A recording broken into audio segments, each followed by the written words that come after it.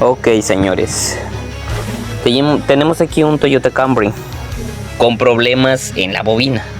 Ya se escaneó y pues tiene ese código.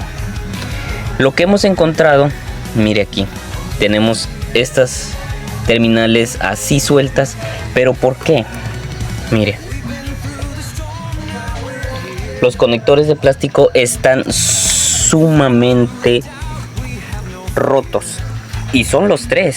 Bueno, este es el único bueno, el del cuarto. Tenemos este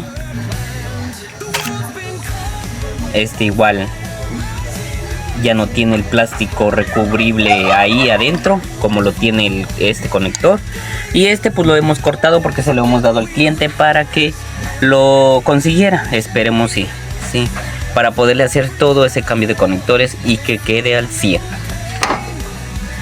Ya tenemos los tres conectores puestos y vamos a ver qué tal jalantea ahorita sin falsos contactos.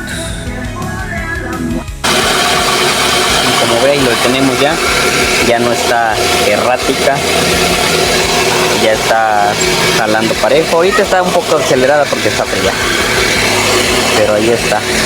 Fue el cambio de conectores. Mucha gente a veces o clientes nos pregunta que por qué casi siempre esos tipos de conectores de bobinas se destruyen. Simple, por el embellecedor y como no tienen una ventilación con el calentamiento se deteriora.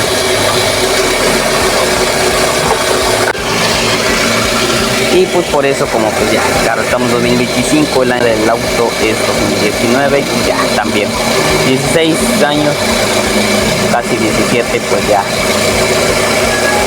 trabajando a esas temperaturas los conectores, pues sí, necesitaba ya el cambio. Muy bien, y este fue nuestro primer video. Síguenos para más videos, que vamos a estar subiendo contenido para que si no sabes nada de electrónica, pues aquí puedes aprender con nosotros.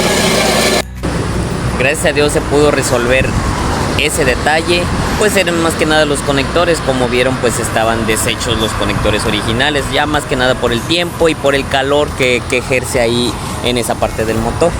Somos Autodiagnostic Electrical Motors.